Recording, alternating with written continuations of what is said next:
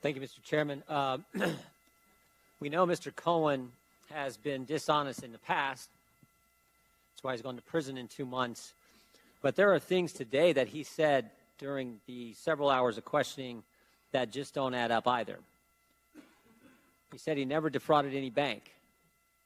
He was having a conversation questioning from Mr. Comer.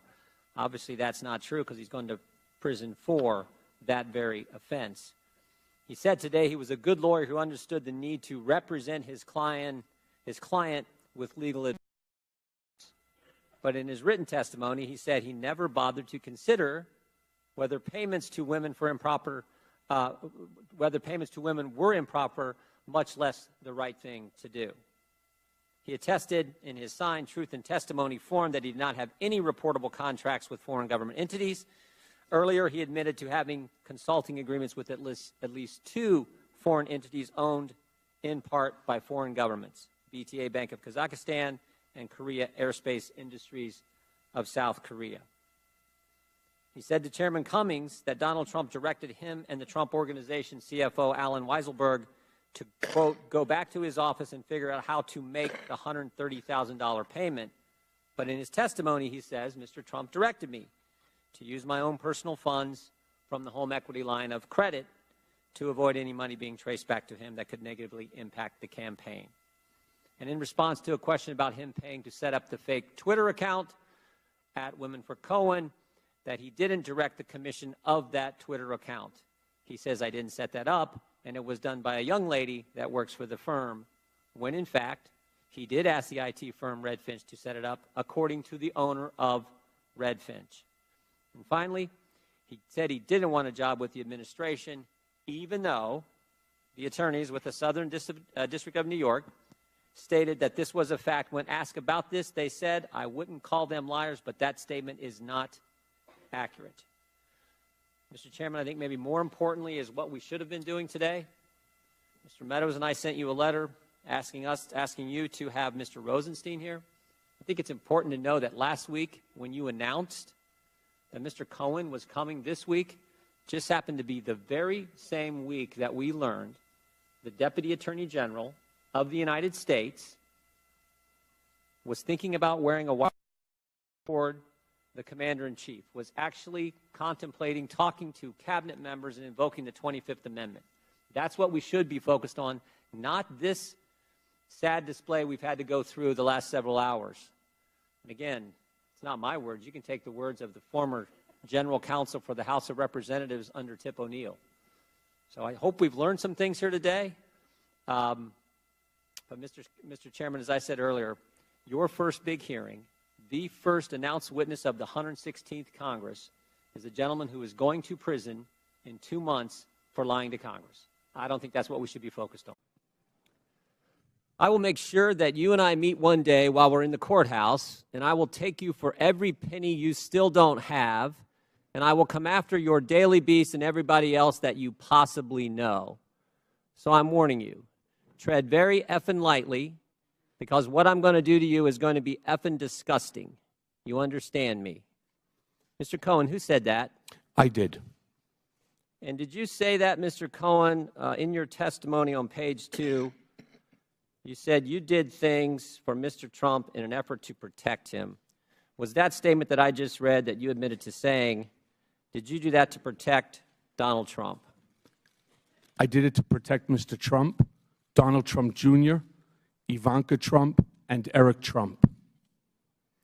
And in your sentencing statement back in December in front of the judge, you said this, Mr. Cohen, my weakness can be characterized as a blind loyalty to Donald Trump, a blind loyalty that led me to choose a path of darkness. Is that accurate, Mr. Cohen? I wrote that. You wrote that and said that in front of the judge. Is that right? That's correct. Let me read a few other things here, and let me ask you why you did some of these things. When you filed a false tax return in 2012, 2013, 2014, 2015, and 2016, was all that out of blind loyalty to the President? No, it was not. When you failed to report $4 million in income to the Internal Revenue Service, did you do that to protect Donald Trump? No, I did not. And when you failed to pay $1.4 million in taxes, I got constituents who don't make that in a lifetime. When you fail to pay $1.4 million in taxes to the U.S. Treasury, was that out of some blind loyalty to the President of the United States? It was not, but the number was 1.38 and change, and I have paid that money back to the IRS at this time. I think the American people will appreciate that 1.3. And I would also just like to say it was over a course of 5 years, approximately $260,000 a year. Yeah, and that's what I said, 2012, 2013, 2014, 2015, that's 5 years. Yes. Got it. When you made false statements to financial institutions concerning a home equity line of credit, taxi medallions, and your Park Avenue apartment in 2013, 2014, and 2015, and you pled guilty to making those false statements to those banks, was that all done to protect the President? No, it was not. How about this one? When you created the fake Twitter account, Women for Cohen, and paid a firm to post tweets like this one, in a world of lies, deception, and fraud, we appreciate this honest guy at Michael Cohen, hashtag TGIF, hashtag handsome, hashtag sexy. Was that done to protect the President? Mr. Jordan, I didn't actually set that up. It was done by a young lady that worked for Redfinch. And during the course of the campaign, which you would know gets somewhat crazy and wild, we were having fun. That's what it was, sir. We were having fun. Was it done to protect the President? That was not done to protect the President. Was it a fake Twitter account? No, that was a real Twitter account. It exists. You pay a firm to create this I didn't account, pay the firm Women to for do Cohen. that. It was done by a young lady that works for the firm. And again, sir, we were having fun during a stressful time. The point is, Mr. Cohen, did you lie to protect the President or did you lie to help yourself? I'm not sure how that helped me, sir. I'm not sure how it did either. Right. And I would like to also note that more than half the people on that site are men. Here's the point. The Chairman just gave you a 30-minute opening statement, and you have a history of lying over and over and over again. And frankly, you don't have to take my word for it. Take what the court said. Take what the Southern District of New York said. Cohen did crimes that were marked by a pattern of deception and that permeated his professional life. These crimes were distinct in their harms, but bear a common set of circumstances. They each involved deception and were each motivated by personal greed and ambition. A pattern of deception for personal greed and ambition, and you just got 30 minutes of an opening statement where you trashed the President of the United States of America. Mr. Cohen, how long did you work for Donald Trump? Approximately a decade. 10 years? That's correct. You said all these bad things about the President there in that last 30 minutes, and yet you worked for him for 10 years? All those bad things, I mean, if it's that bad, I can see you working for him for 10 days, maybe 10 weeks, maybe even 10 months. But you worked for him for 10 years. Mr. Cohen, how long did you work in the White House? I never worked in the White House. And that's the point, isn't it, Mr. Cohen? No, sir. Yes, it is. No, it's not, sir. You wanted to work in the White House. No, sir. You didn't get brought to the dance. Sir. And now? I was extremely proud to be personal attorney to the President of the United States of America. I did not want to go to the White House. I was offered jobs. I can tell you a story of Mr. Trump reaming out Reince Priebus because I had not taken a job where Mr. Trump wanted me to, which is working with Don McGahn at the White House General Counsel's office. Mr. Cohen, you work for the President. Sir, one second. All right. What I said at the time, and I brought a lawyer in who produced a memo as to why I should not go in because there would be no attorney-client privilege. And in order to handle some of the matters that I talked about in my opening, that it would be best suited for me not to go in, and that every president had a personal attorney. Here's what I see. Here's what I see. I see a guy who worked for 10 years and is here trashing the guy he worked for 10 years, didn't get a job in the White House, and now you're behaving just like everyone else who's got fired or didn't get the job they wanted, like Andy McCabe, like James Comey, same kind of selfish motivation after you don't get the thing you want. That's what I see here today, and I think that's what the American people. Mr. Jordan, all I wanted was what I got, to be personal attorney to the President. to enjoy the senior year not of that my informed, son Mr. in Cohen. high school and waiting for my daughter, who's graduating from college, to come back to New York. I got exactly what I want. Gentleman's time. Exactly what you want? What I You're going to wanted. prison That's and- right. Gentleman's I received time exactly expired. what I wanted. Gentleman's time has expired. Mr. Jordan is recognized for his opening statement. Mr. Chairman, here we go. Here we go. Your first big hearing, your first announced witness, Michael Cohen. I want everyone in this room to think about this. The first announced witness for the 116th Congress is a guy who is going to prison in 2 months for lying to Congress. Mr. Chairman, your chairmanship will always be identified with this hearing. And we all need to understand what this is. This is the Michael Cohen hearing presented by Lanny Davis. That's right. Lanny Davis choreographed the whole darn thing. The Clintons' best friend, loyalist, operative, Lanny Davis put this all together. You know how we know? He told our staff. He told the committee staff. He said the hearing was his idea. He selected this committee. He had to talk Michael Cohen into coming.